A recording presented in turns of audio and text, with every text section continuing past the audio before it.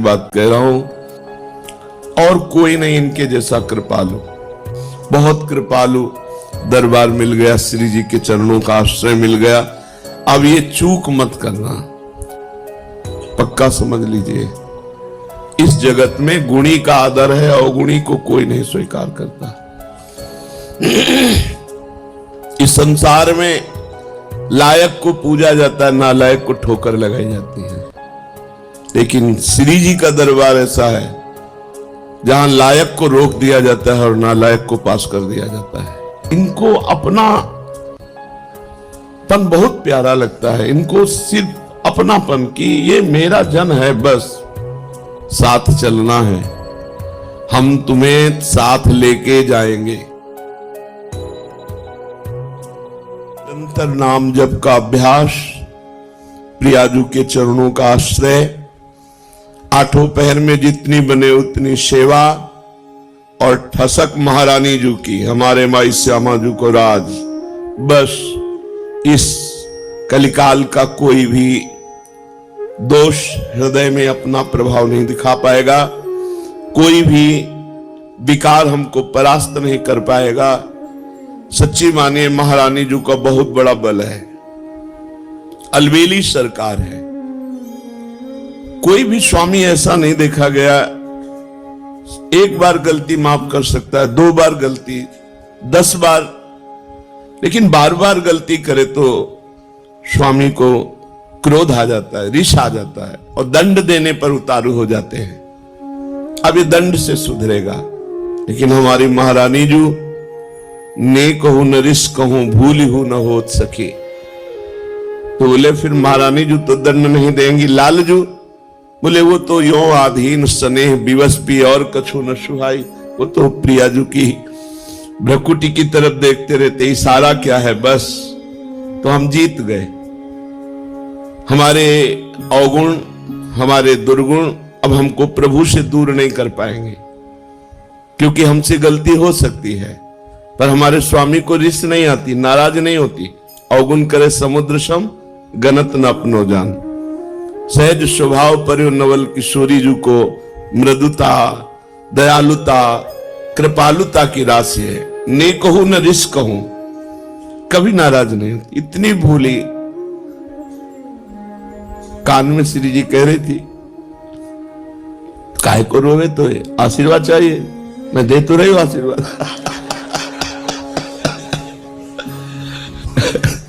काहे को रोवे, तो काहे को, क्या आशीर्वाद चाहिए, बोल, मैं दे तो रही हूं। तो लाल जी ने कहा हम भी दे रहे ना। दोनों बोले थे ना, वो कहते हम भी दे रहे ना। करुणा समुद्र श्री प्रभु, यही है, ये वृंदावन उनका घर है, उनका महल है। हम लोगों को उन्होंने घसीटा है अपनी कृपा से। अब इतना घसीट के छोड़ देंगे क्या? नहीं नहीं, विश्वास करो, ऐसे ही गोद में खिलाना है, ऐसे ही दुलार करना है, यहां भी और शरीर छूटने के बाद भी। ये मन में आ जाना चाहिए, हमें श्री जी के पास जाना है।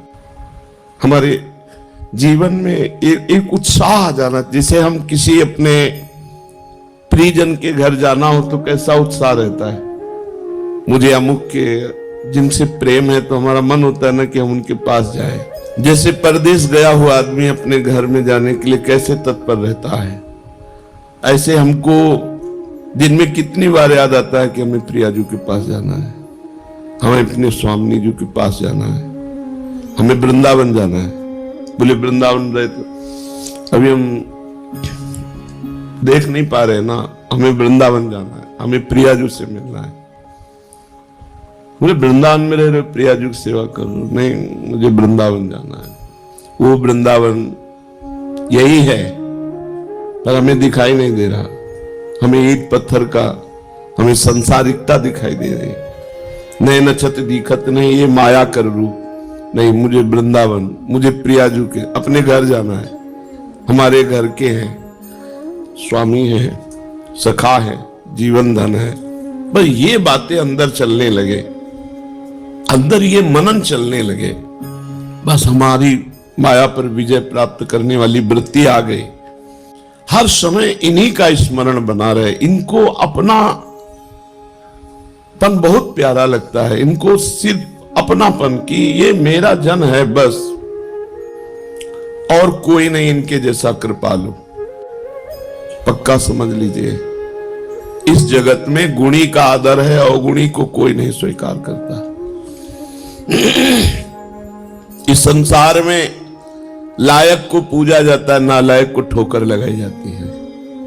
लेकिन श्री जी का दरबार ऐसा है जहां लायक को रोक दिया जाता है और नालायक को पास कर दिया जाता है। पक्की हमारी बात मान लेना, हृदय की बात कह रहा हूं। जिसको अभिमान है कि मैं लायक हूं तो उसे रोक दिया जाता है, रुको देखो तुम क्या लायक हो। और जिसे लगता है मैं किसी लायक नहीं हूं तो बोले आ जाओ, एक दरबार दीन को आदर रीत सदा चली आई। हम अपने में देखें क्या लायकात है, क्या पावर है। कुछ नहीं है, जो कुछ है वो प्रियालाल है, कुछ नहीं। अगर हम में जितेंद्रियता है, पवित्रता है, भजन है, सेवा है, तो उन्होंने मुझे स्वीकार किया इसलिए है, अपने में कुछ नहीं। बस मस्त रहना सीखो।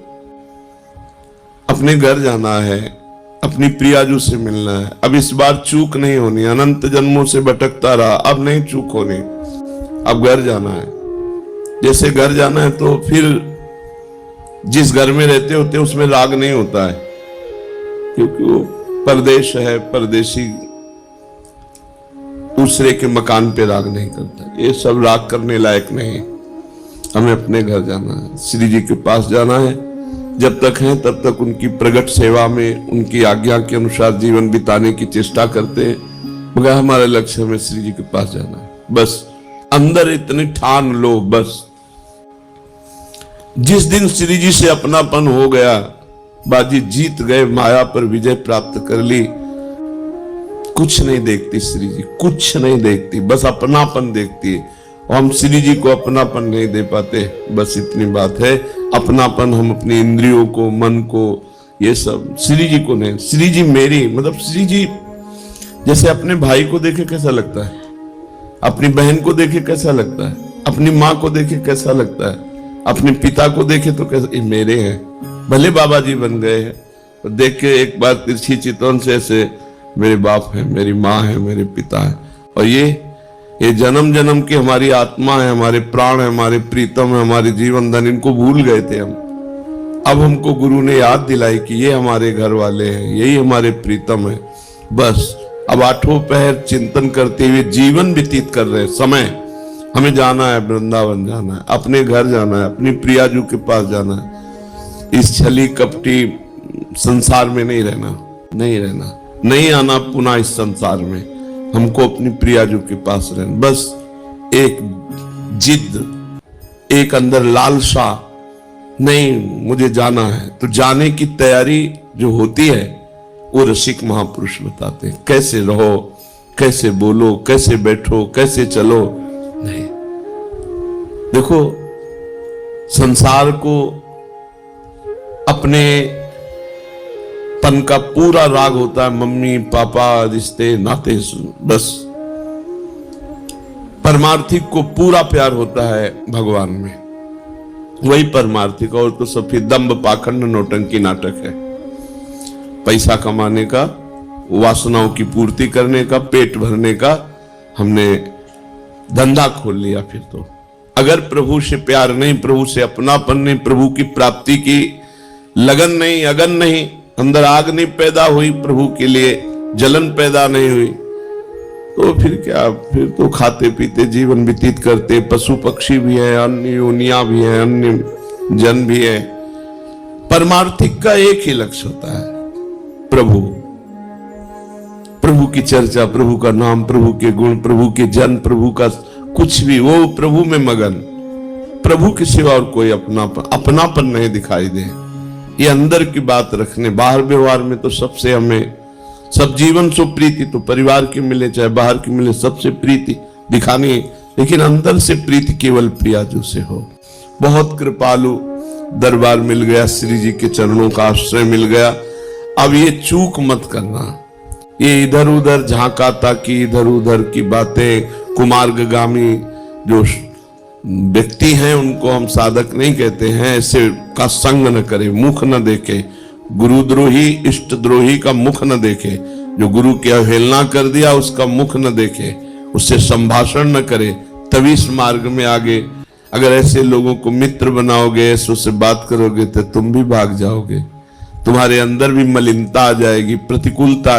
और ये जन्म मिला श्री जी से मिलने का। मान लो साथ चलना है, हम तुम्हें साथ लेके जाएंगे। कैसे? हमारा एक स्वरूप यह है जो तुम पांच भौतिक देख रहे हो, एक स्वरूप है जो तुम्हारे हृदय में बैठा है, जिसे तुमने गुरु माना है। वो तुम्हें जीवन मुक्त बना के लेके ही जाएगा, वो नहीं जाएगा कहीं। ये स्वरूप तो ढनक सकता है आज भी, कल भी, कभी भी, लेकिन जो तुमने गुरु माना तुम्हारे हृदय में है जो भाव, वो भाव रूपी गुरु तुम्हें महाभाव में पहुंचा कर ही ले जाएगा। ये हमने बड़े महापुरुषों से, श्री एकनाथ जी महाराज अपनी भागवत में कहते हैं कि जिसने भाव से गुरु बना लिया तो गुरु का बाह्य शरीर तो पंचभौतिक है, वो तो क्षीण हो जाएगा, लेकिन गुरु का भाव दे शिष्य को जीवन मुक्त बना के ही मुक्त होगा, चाहे जितने जन्म लगे। अब तो नजदीक आ चुके हो, जन्म की तो कोई बात ही नहीं रह गई, क्योंकि धाम में यहां वास कर रहे हैं, प्रियाजू के नजदीक हर समय उनकी परिचर्या में। अब तो हमें जाना ही प्रिया, बस आपको ठान लेना है मुझे प्रियाजू के पास जाना है। और ये जहां ठाना तो आपके पास माया अपने ऑफर भेजने लगेगी, ये भोग भोग लो, ये मकान ले लो, ये ले लो, ये ले लो, बस नष्ट हो गए आप। ये माया है, सब कुछ करा सकती है, लेकिन प्रियाजू नहीं दिला सकती। उसके लिए सब कुछ छोड़ा है। त्यक्त्वा स्वजन बांधवाहा, अब नहीं, अब प्रियाजू चाहिए।